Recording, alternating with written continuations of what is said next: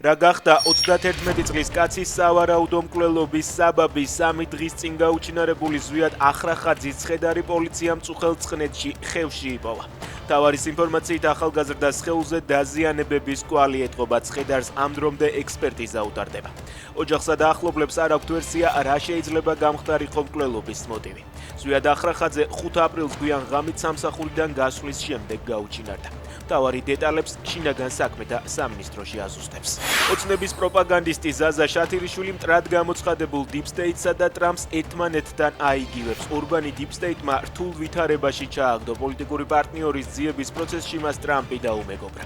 ის რაც ორბანისთვის ქულების მომტანი უნდა ყოფილიყო ყველაზე დიდ თავის ტკივილად გადაიქცა, წერს გამოქვეყნებულ წერილში შათირიშვილი. გამოვიდა ის რაც უნდა გამოვიდეს მუზების კარნახით. თეატრის პოეზიაში გადავიყვანე გენიალური პოეტის ნაწარმოები, ამბობს რობერტ ტურუამის მიერ დადგმულ სპექტაკლ ვეფხის ტყაოსანზე. პრემიერა, რომელსაც საზოგადოების მწვავე კრიტიკა მოჰყვა, 5 აპრილს გაიმართა.